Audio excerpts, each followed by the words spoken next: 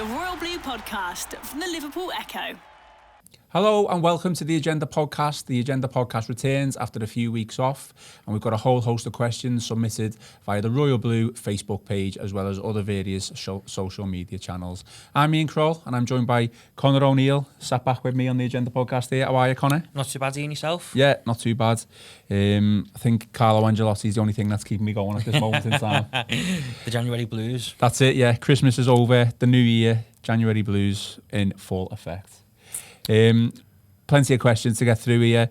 We'll also discuss a little bit about the general meeting, the AGM that was at the Philharmonic Hall in Liverpool on Tuesday, as well as the investment from USM and the Russian billionaire Usmanov and what he's proposed to bring to the table. So, like I say, this podcast is questions submitted by the listeners, and you set the agenda. So I'll ask the first question, Connor, and obviously give us an answer, and then we'll go on from there. So Ben Crawford, regular on the View from the Gala Street podcast, he's asked, do you think we will sign anybody before the transfer deadline ends this month?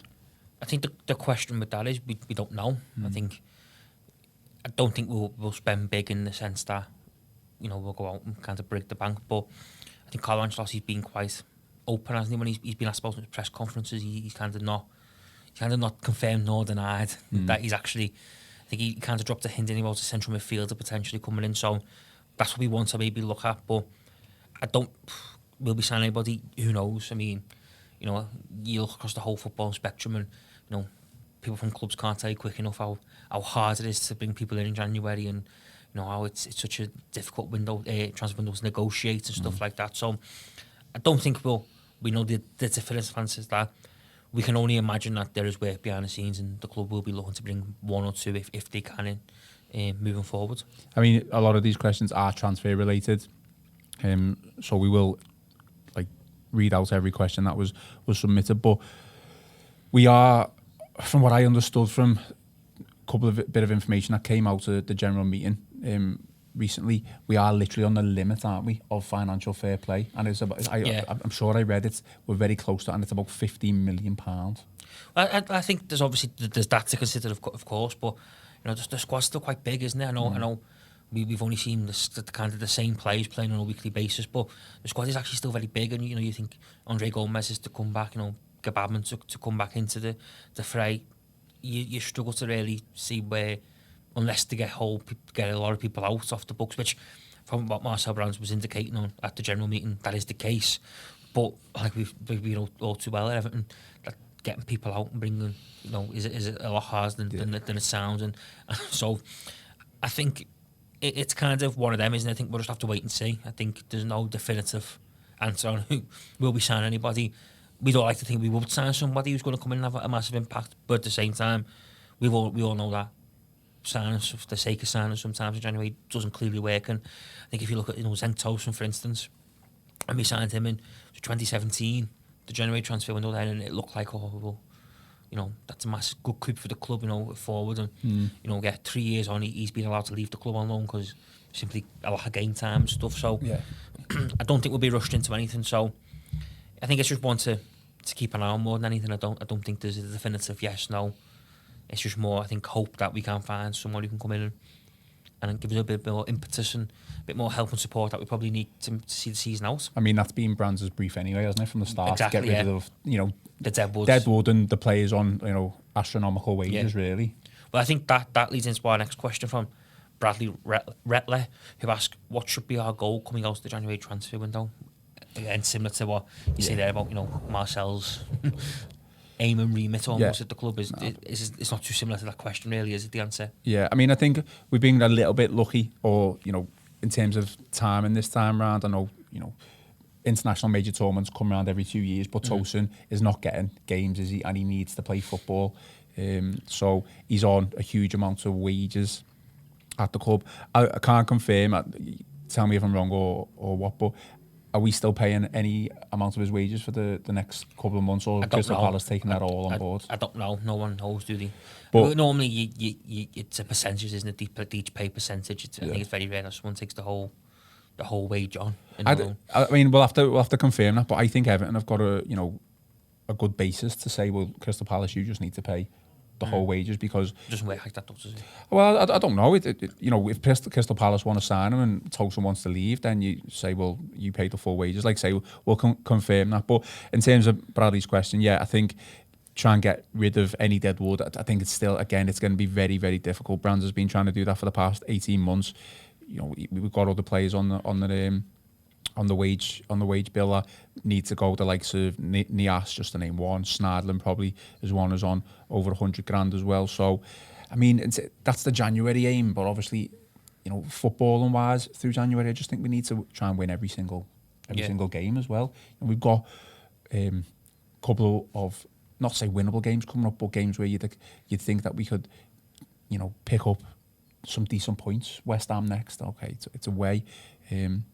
Newcastle, we definitely got to win there, and they're the two, aren't they? It's only two. Yeah. So obviously we've got a free weekend against the cup. So I would say the aim or our goal for the next, couple of weeks, including the two games, is to win both games. Yeah. That's got to be, because we are very close now to 5th and 6th, pushing European places. And if we don't win those games, it's still very close. But we keep saying that a win here, we're close, but we keep saying that we've got to win these games and push on from there. Ben Crawford has snuck in another question, but I will allow it. So Ben's asked, are you convinced enough to sign Sidibe now for the reported transfer fee agreed, or wait and see what other right-back targets are available in the summer? I don't know what the transfer fee is. I think it was about 12 million, I think. Was it? Yeah. Well, from what I've read. 12 million. Yeah, I think for £12 million, I've been impressed with Sidibe. I think he's got better and better. I think you've got to really give him credit for bouncing back after that Derby kind of humiliation. Where Mane just destroyed him in the opening half an hour, and he actually ends up getting substituted, I think, after 38 minutes, was it? Marco Silva's last game. And the way he bounced back from that was really impressive, because, we've seen it before, haven't we, where players get hooked and stuff like that, and they don't recover, or it takes time to recover. But the way he bounced back, he's been superb. I think he's a real asset going forward. I think defensively maybe he could improve, but I think going forward he's a real asset. And Carlo's used him, hasn't he, a lot going forward? Yeah, I think it'd be interesting to see what. Obviously, the interesting thing now is it's Carlo Ancelotti. Has he got a preferred way in which he wants to use his fullbacks? And I think we'll be able to gauge more on the fullbacks moving forward, I think, in the coming months, because we'll begin to see a style of play and a pattern of play in which, you'll see whether he wants defensive-minded fullbacks or attacker-minded fullbacks. So I think in terms of will we sign him, etc., I think we want to wait and see what transpires over the coming months. So if Carl's only been here for less than a month, really, hasn't he? So it'll take time to see what was implemented. But I think for £12 million, he'd be an absolute steal. I think you look at today's market. But it'll be interesting what John Joe Kenny's plans are as well, because he's someone who's really impressed at Schalke on loan so far this season. So it'll be interesting to see what his plans and the club's plans are for him moving forward as well. So again, I think that's just another one where you wait and see. I think for £12 million, you couldn't complain if we were to sign to Sidibe, but it's whether the club, want to maybe look at John Joe Kenny and giving him a chance to cement his place. Yeah. Highly unlikely that they'll just go now and say £12 million. Yeah. I mean, unless he ticks every box Carlo Ancelotti wants in a fullback, then you completely understand. But I don't see any reason why the club would probably do that right now. Yeah. Especially as you lose to earlier, financial fair play and stuff like that. It's more outlay, isn't it? When it's not really necessary, because you're going to be at the end of the season anyway. No, exactly. And just you touched on it. His Derby display. Just in defence of him, I think the only person to blame for that was Marco Silva and the way he set up the team. I think playing the high line in that 5-2 Derby defeat was you're just asking for punishment, and unfortunately Sidibe was the one, the fall guy who came off in the end. He could have easily threw his toys out the pram, couldn't he? After that, absolutely, bounced back, or just lacked the confidence and looked a shadow of his former self. Yeah, he didn't, and he was actually probably Everton's one of the better players after that showing. To be honest, I think you think of the Chelsea game where he was back in the side and he puts a great ball in for Richarlison's opener. I think he set the second one up as well, with a ball over the top, which Calvert-Lewin obviously battles his way. So Don't want a crossing for Calvert-Lewin's against Burnley, yeah. So he's been probably a mainstay. And I thought against Arsenal, the 0-0, he was brilliant. I thought he got forward and he looked the only one who was energetic in the team. So I think it's one to wait and see. But for £12 million, if that's what reports are correct, that Everton could potentially sign for, then I don't think you could complain for that. I think that would be fantastic value. Yeah, absolutely. Tom de Groff asks, assuming JP Gammon and Gomez are good for next season, what would you prioritise in this summer window? Interesting one, isn't it? Because you could probably just look all over the pitch and say, that needs filling in, or that we need improvement there. I think if you're going to ask me that right now, I'd probably say we need a quality centre back, an absolute quality centre back. Whether that's Kurt Zouma, I don't know, but definitely a quality centre back. A right winger, someone who's going to provide pace and skill and be direct. We all hope that Theo Walcott will be that. Still is it to an extent, but the wrong age really, and we need someone who's going to be a bit more hungry, a bit more quality in the team. You could probably even argue now that Tolson's gone alone and probably he's going to be out the picture again next season, a striker, someone who's going to be able to score goals. Okay, we've got Dominic Calvert-Lewin, we've got Richarlison and Moise Kean. We don't know Moise Kean's situation. So there's another one. And although we will have a strong centre midfield, barring all players are back, I mean, you've got the likes of Sigurdsson there, you've got the likes of Iwobi who can play in the centre of the park, but I still think that we need a centre midfield or playmaker in the likes of David Silva, someone like that. Yeah. Now I know you could maybe argue Bernard is that type, but I think he can do most of his damage from the left hand side. We just need someone who's going to be able to pick out a pass. I mean, Gabaman and Gomez, you would suggest are the legs, and Gomez is obviously good at pass, and we just need someone who's going to pick out that pass. So yeah, you're not asking for much, then, are you really? Not asking for much, not at all. No. So if you listen to Marcel Brands, Absolutely. There's your shopping list. go and get them all. I didn't think I was too bad. I think I was only about 4 players, wasn't it? What's best than a mate of mine after the Derby defeat, obviously in the heat of the moment, text me and said, if we got Reserve on to 16 tomorrow, I wouldn't complain and brought a new squad in. So I think we all felt that after the Derby. You're a lot more Derby. conservative than he was this way. Okay, next question from Liam Fitzpatrick. Realistically, what are Everton's aims this season? Finish as strong as they can, and wherever that may be, whether that's pushing top 6, whatever. Yeah. Finish as strong as they can, build solid foundations to build, take into next season. That's all you can really ask for. Yeah. I mean, European aspirations, are they? Well, they're there, aren't they? Because it's doable, I think is the word. I wouldn't say it's realistic to think we can get Europa League, but it's doable. Granted, we are going to have to put a run together, and granted, we're going to have to do something that we haven't really done much doing. Can't put like 4 wins on the bounce to get within that picture almost, which is something we've struggled to do this year consistently wise. I know Carlo won 2, then he then lost at City and stuff. So we haven't really put any sort of consistent win runs together. So I think just realistically, finish as strong as we can and look to lay solid foundations to go into the next season with, because that's all you can really ask for at the minute, isn't it? There's no cup competitions to have to play for, Champions League's without reach. Just and if that takes you into the Europa League places, that takes you into the Europa League places. It's as simple as that. Really, there's not. Yeah. There's nothing really you can write home about, is there, for Everton's what's going to, what you don't want to think more than anything is the kind of flip-flops to go on early March. People just look like they're on the summer holidays. Other people start saving themselves for the European Championships this summer, which I think is something that might not just affect Everton are in that bracket. There's a lot of clubs I think who could be Absolutely looking at that and thinking, it's a big year, the European Championship. There's a lot of, I think it's one of the first times ever on the international football scale where there's multiple teams who could win it. You look for so long it was dominated by Spain, wasn't it? And it was kind of almost run before the competition even got started. This time it's so much different. So that's a concern, but I think it's a concern for a lot of clubs, not just Everton. Yeah. But I think realistically, finish as strong as we can, see where it takes us, and build foundations, and let's build a bit of confidence to go into next season. And find a way of playing. I think more than anything, I think you look at last season, we finished well, and we had some really good results. Then in the summer, it kind of felt like a lot of what we worked on and what had got us to where it did.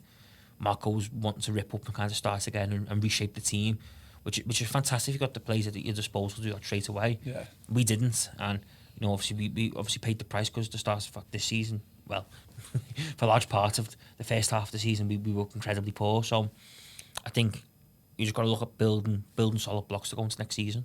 Are you a yay or nay for a qualification into the Europa League? I'm a yay, actually. Yeah, I don't think we can really turn our nose up at it. I think you look at the latest kinds of the financial figures from a business point of view. The club missed out this year by not being in the Europa League and not having that revenue and stuff like that.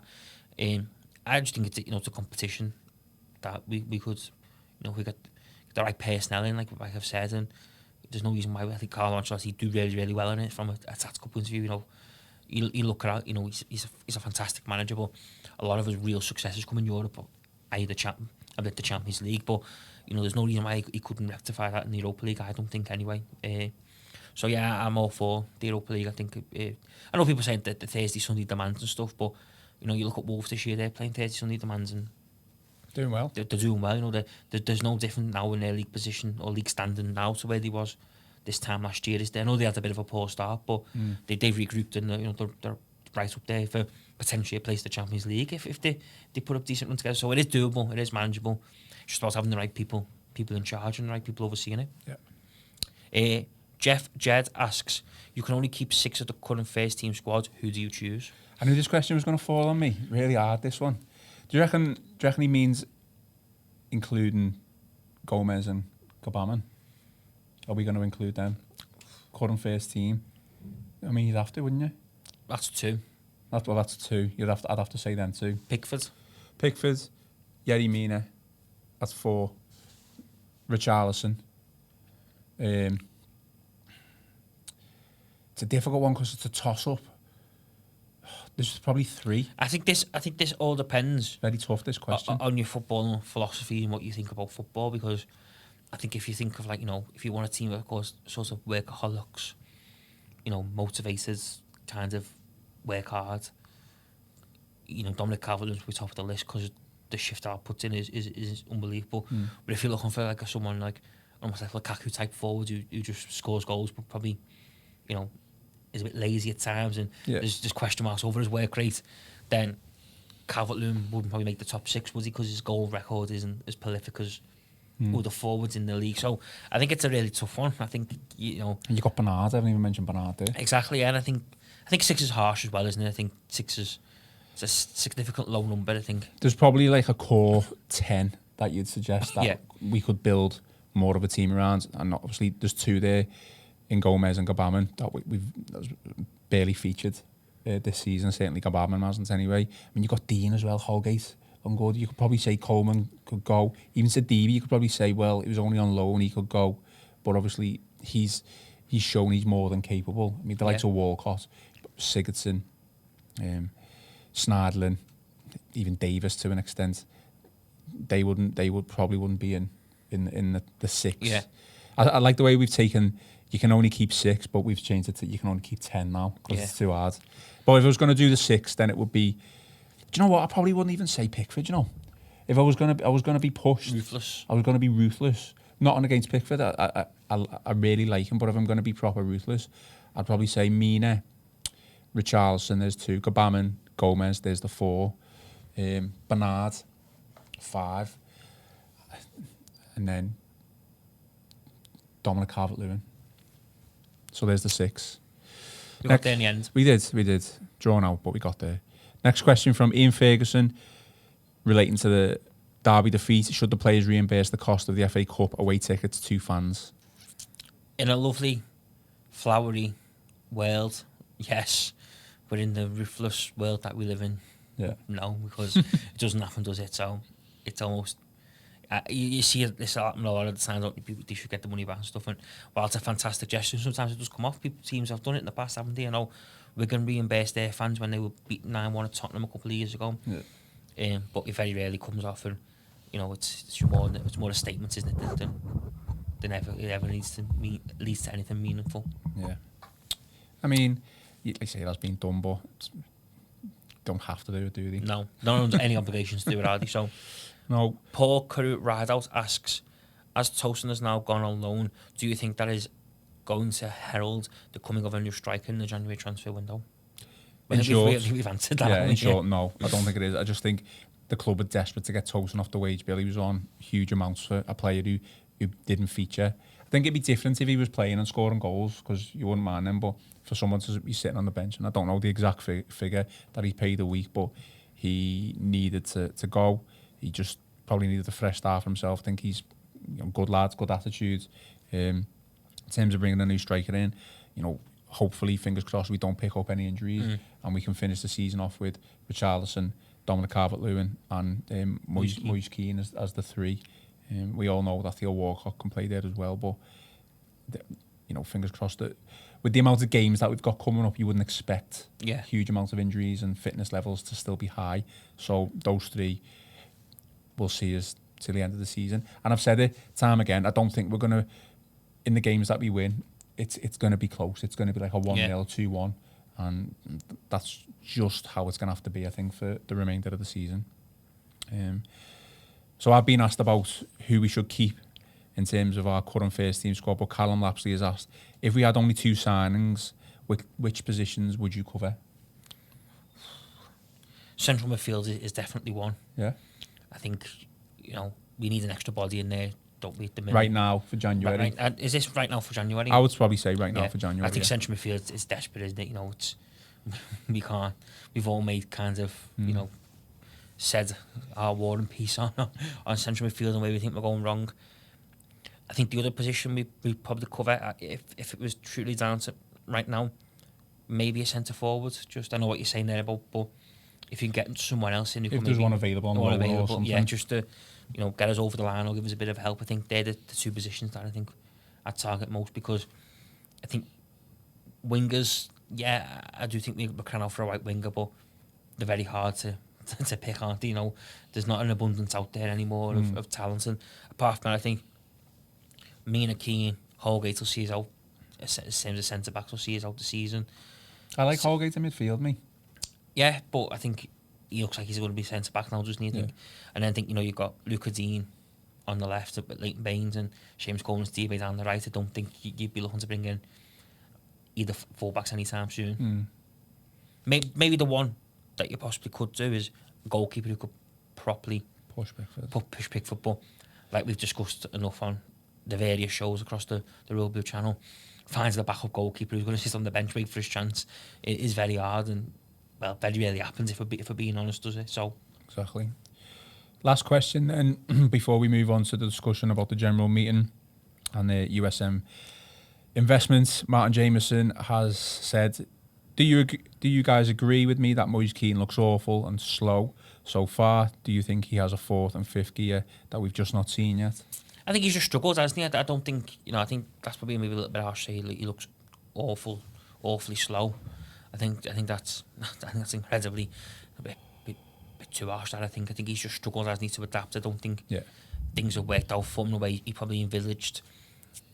There's a lot gone on, hasn't he? From him being knocked out the squad, the Ferguson substitution, there's a lot gone on. And he's a young lad. He's a young lad who's living in a foreign country probably for the first time in his life and stuff like that. So it's taking him time to adjust. And I just hope, I think once he gets one, the hope is that he'll kick on then. You know what I mean? I think once he gets one, he'll kick on. And it's just about him getting that chance, I think. And hopefully Carlo Ancelotti will be able to work with him and improve him as well. And hopefully Ancelotti coming in will give him a natural boost anyway. Well, I was literally going to second that anyway. Carlo Ancelotti was keen on buying him anyway for Napoli. He couldn't speak high enough, haven't he, his opening press conference. So he's obviously been told good things about him. He's probably had scouts watching him while he's been at Napoli, maybe even seen him a couple of times. So, it's hopefully now that we've got a man in Carlo Ancelotti at the helm, it just needs a couple of tips in the right direction for Moise Keane and see where we go. I mean, he hasn't featured. He didn't feature. He featured last game. He featured was against Liverpool, Man City, wasn't it? Yeah, he come off the bench. So no, Liverpool definitely come off the bench. Come off the bench, but he hasn't. He hasn't really been starting games. So hopefully, he'll take a bit of time and just assess, and on the training ground, that's where you do your work and see what happens for the next couple of weeks.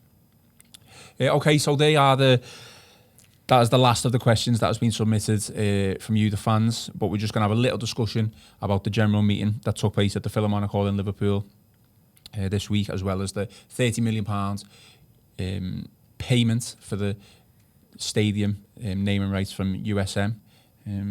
What did you make of it all?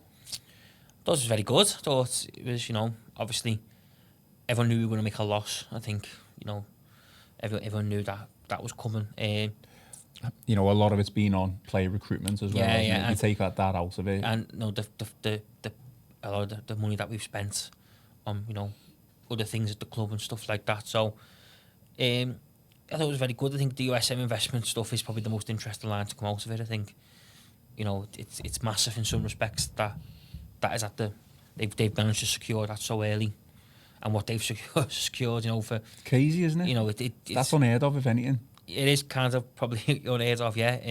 Paying £30 million to effectively be at the front of the queue or first in line of. Yeah, it's different and strange, but I think the business world works in strange ways, doesn't it? At times, I think there's a lot that goes on in the world of business that probably doesn't make sense to the normal person on the street. So it's certainly different. But it's good because it wasn't that long ago that as a club we were sat here basically kind of we couldn't get people to come in and get involved with us.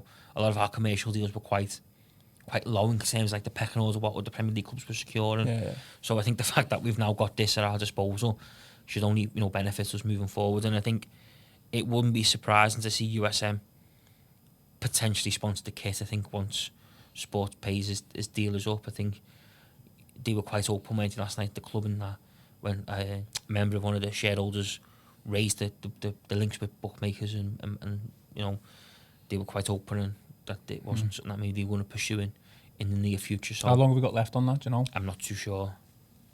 So maybe USM, but I think these general meetings, that they are what they are, aren't they? You can never really read too much into them, can you? Because there's always a spin or something that people interpret differently. So I think the positive news is that the stadium looks on track, things moving in the right direction on that front, and I think it now should about getting it right on the pitch. I mean, what in terms of the USM investment, what's the end game, do you think? Obviously, we're not privy to what's going on, so we can't like say. But is it just going to be commercial wise, like you say, sponsorship of the shirt? Well, no one knows. I don't think that's the one thing. I mean, do you think he's going to invest? And like when I say invest, like want to take over the club at some point? You don't just put £30 million down. No, you don't. But unless you were going to expect some sort of return. You don't, do you? But you just don't. You don't know, do you? What the thinking is and what the moves are. I mean, obviously the interview at the Financial Times kind of brought everything to light, didn't it? Where he kind of, it was like more of a throwaway comment, wasn't it? That kind of sparked the fire almost. So he obviously is keen, I think, on getting involved and doing things with the club. Machete appears, and obviously, I know Phil wrote a really good piece about this, saying, Farhad's quite happy by himself at the minute. He's not really looking to bring Usmanov in, not to bring his pal in. So I think it's just a case of wait and see. But I think it's an interesting thing to watch develop potentially, because like I say, for long periods we sat at, we had these meetings and we sat in as a club and kind of looked commercially thin on the ground, looking where the money was going to come from, and now it's kind of the total opposite, and I think it's going to be absolutely fascinating to see what happens and what potentially transpires moving forward. Okay, well, which is a positive thing to end on, I think. I think it is, certainly is, and as I always say at the most end of podcasts, watch this space. Watch this space, yeah. We will watch this space. That is it for your Agenda podcast. I've been Ian Croll, and I've been joined by Connor O'Neill. Thanks for listening to the Agenda podcast on the Royal Blue Acast and iTunes channel. The Royal Blue podcast from the Liverpool Echo.